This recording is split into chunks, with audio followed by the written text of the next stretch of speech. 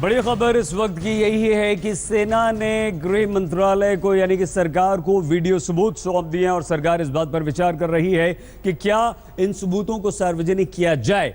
लेकिन अरविंद केजरीवाल घिर चुके हैं और किस तरह से अरविंद केजरीवाल को अब जवाब मिल रहा है, देखिए। केजरीवाल के प्रूफ वाले बयान पर उठा विवाद थमने का नाम नहीं ले रहा। बात करने के लिए हमारे साथ मौजूद हैं बीजेपी सांसद साक्षी महाराज जी, केंद्रीय मंत्री साध्वी निरंजना जी और कृष्णा राज जी। तीनों से बात करते हैं। साक्षी जी, सबसे पहले आपसे, केजरीवाल फिर कह रहे हैं कि सबूत तो देना चाहिए क्योंकि वहां पे ऐसा लग नहीं रहा कि सर्जिकल स्ट्राइक हुई है। मुझे लगता है ये सेना का अपमान है, सेना का आत्मबल गिराने का एक सोचा समझा षड्यंत्र है और ये बहुत हाफिज सईद जैसी बातें हैं, राष्ट्र को तोड़ने जैसी बातें हैं।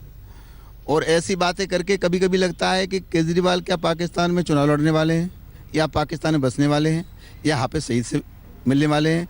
मैं एक प्रश्न स्वयं केजरीवाल से करना चाहूँगा, अगर मैं उनसे कहूँ कि तुम भी प्रमाण दो, तुम्हारे नाम के आगे जो बल्दियत लिखी है वो बाप तुम्हारा है कि नहीं है, वो कैसे प्रमाणित करेंगे? जी जी। साध्वी निरंजना जी, केजरीवाल जी कह रहे हैं कि सलूट करते हैं प्राइम मिनिस्टर को, लेकिन वहाँ पे सर्जिकल स्ट्राइक हुई है नहीं है, पाकिस्तान में वो हीरो हैं, हेडलाइन बने हुए सब मीडिया की।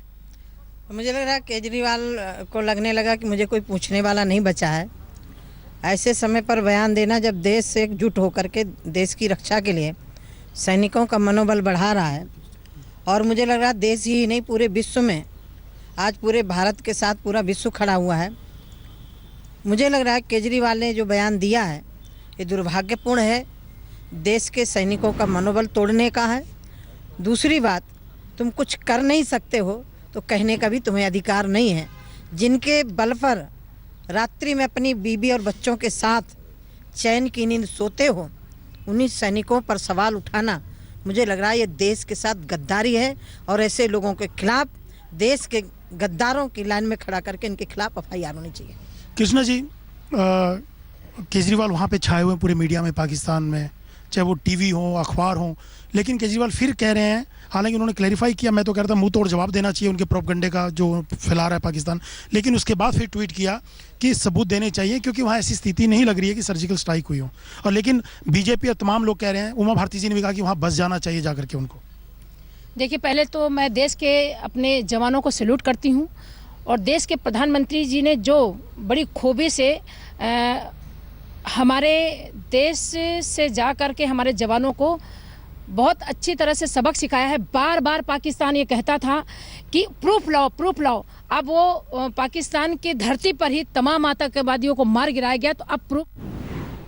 दो बड़ी खबरें आज की हैं। एक पहली खबर हमने आज सुबह आपको दिखाई, वो ये कि एक अंग्रेजी अखबार ने दावा किया प्रत्यक्षदर्शियों के अनुसार कि वहां पर लोगों ने देखा है सर्जिकल स्ट्राइक को होते हुए, और दूसरा, सेना ने वीडियो सबूत एक नहीं कई सारे रक्षा मंत्रालय को सौंप दिए। बैठक हो रही कि वो सार्वजनिक किए जाएं या नहीं। कुछ ही देर में जब हम लौटेंगे तो एक बार फिर से तनाव को देखते हुए बॉर्डर, खास तौर से समुंदर के किनारे जो हमारी बॉर्डर है वहां पर किस तरह से सुरक्षा अलर्ट है, देखते रहिए आज तक।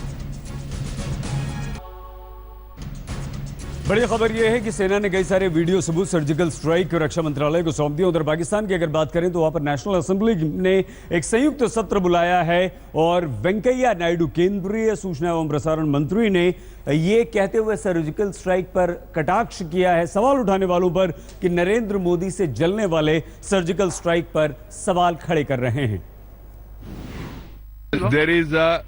There is no need to respond such irresponsible comments and demands. Fortunately, even the Congress party also has realized its mistake and they have distanced themselves from the comments made by some of its Congress leaders. Yes, sir. Be it Digvijay Singh or Sanjay Nirupam, whoever it is. And also, AAP also made it very clear. So that being the case, I don't think any Indian citizen has got any doubt and anybody is doubting the credentials and the commitment of our Indian Army.